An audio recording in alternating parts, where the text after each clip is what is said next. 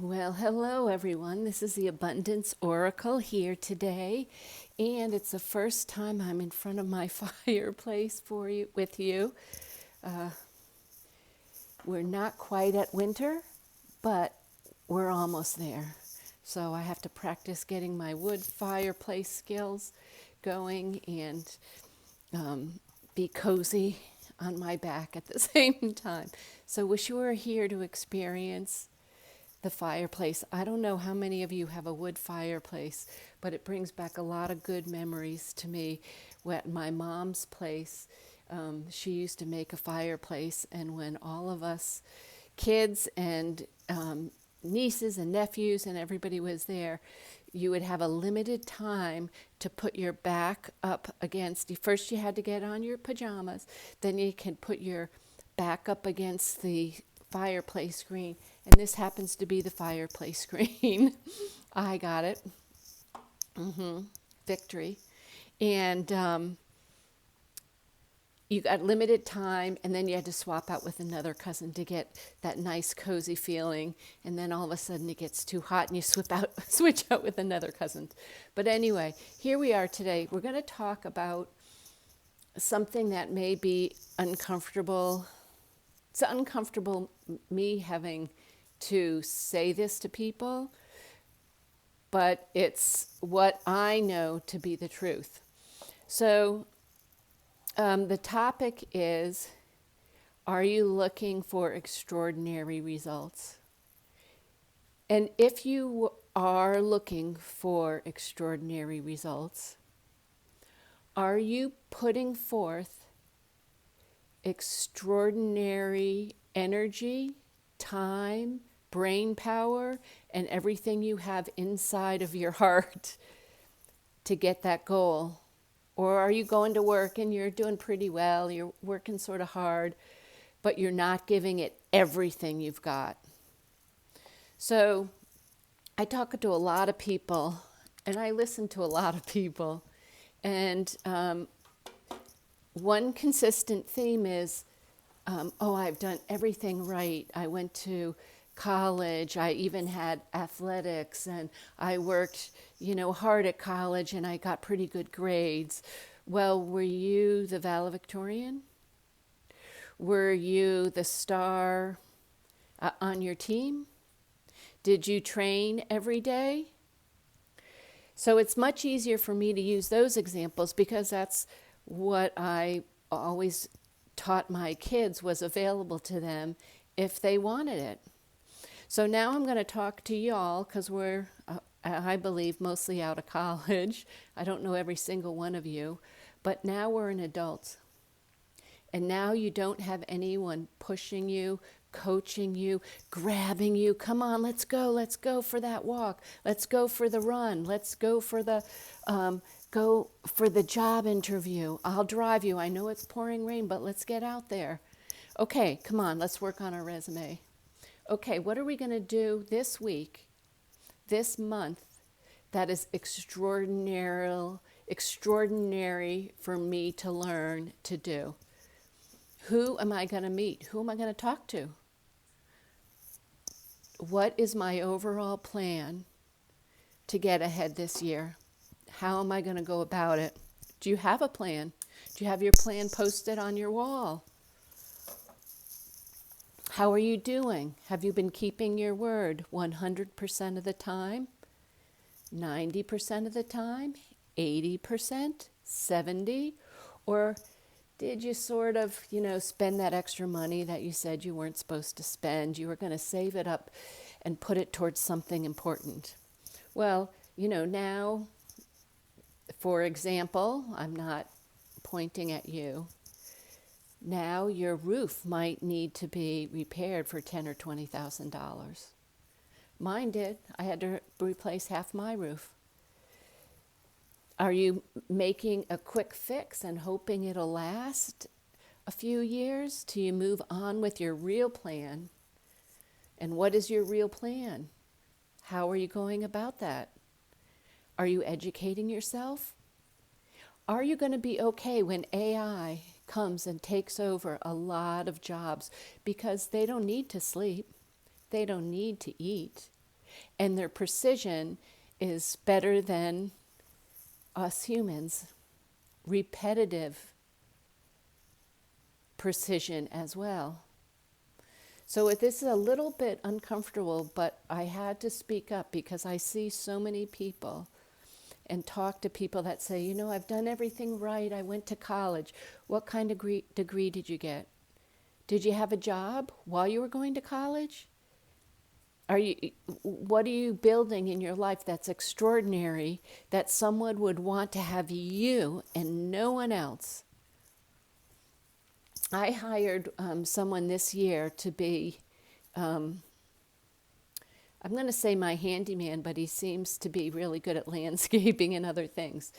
And I put in ads in Craigslist because, as you know, Craigslist is the #1 rental agency for real estate. So I thought, okay, I'm going to try and put this help wanted ad in Craigslist. It goes out to a wide span of people, and I'm going to see what I get. So I said, okay, looking for a handyman that can also do other things.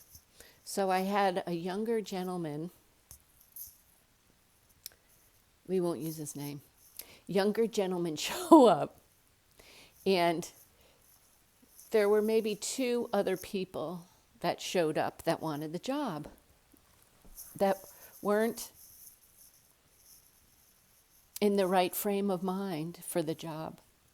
And, you know, this gentleman had an injury the prior year, and he said, but you can count on me not to stop because of that, and I'm going to do everything that needs to be done. If I don't know how to do it, I'll go to YouTube or I'll go to a friend and find out how to do it, and you can count on me. And for me, that attitude will bring him through thick and thin. So we started to work together, and we talked. And he's going to be just fine. He's working on getting a lot of full-time customers, and now he's thinking, how is he going to start to build businesses? How is he going to get the equity? How is he going to get the loans to start things up? How is he going to have the base of people that have the knowledge to help him? This is what it takes. Not just I went to the right college. How come my job isn't promoting me or giving me more money? I think you can answer that yourself. You know why. Even if you've done really well. I had one of my friends write me a text message and say, you know, nobody's getting raises this year. I said, no, I don't want to hear you say that because both my girls got raises this year. They're producing more this year than they did the last couple of years. And they're young. But they were also taught not to sit back and rely on their laurels. Graduated, you know, honors at college. And we had a very tough childhood. We were more than poor, I'm going to say. And it was bad. It was tough.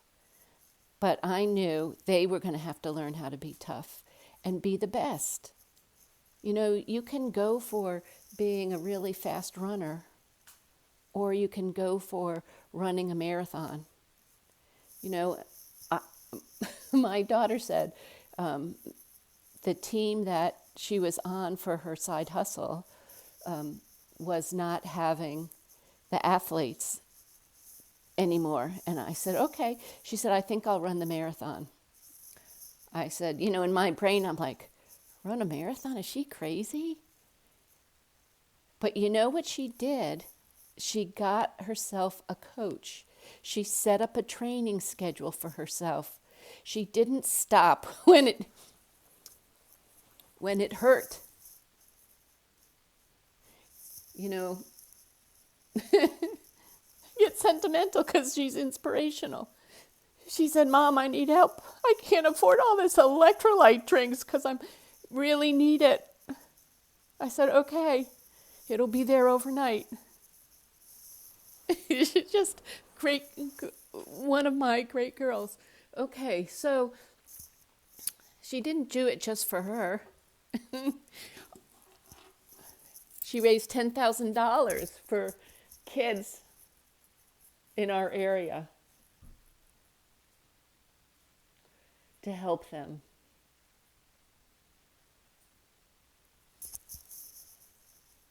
I think, God, I got to get my act together because it's nothing like my two children.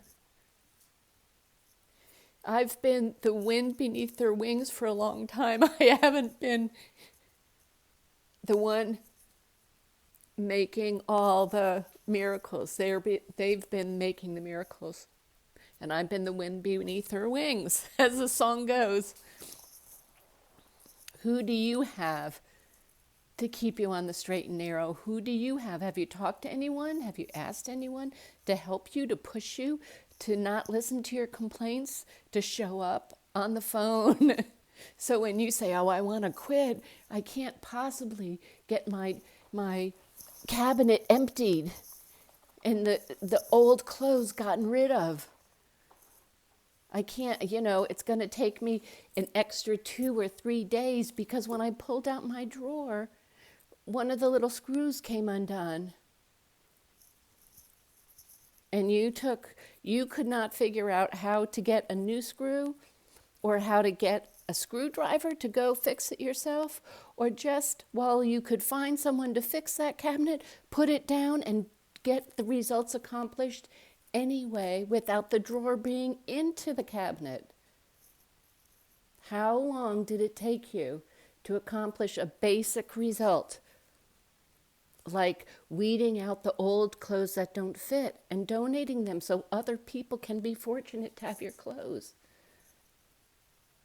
Makes space, removes clutter and clears your head.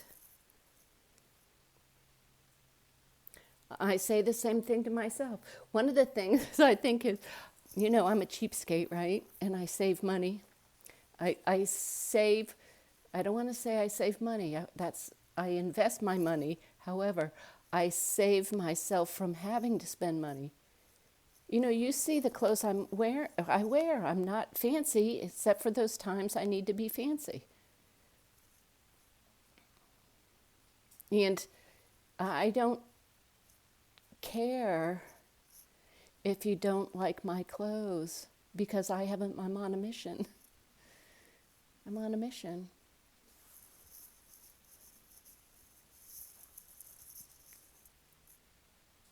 And people who know me love me. Maybe not all the time, but they love me. And I love them back because of who they are. So anyway, this is the Abundance Oracle. Some of you I don't know, but I love you. I love you because you're here. I love you because you're committed to abundance and the people around you, and you can do a fabulous, fabulous job in your life. Now I want you to ramp up because times might be a-changing, and you might need that strength. You might want to practice it before you need to use it. Talk to you soon.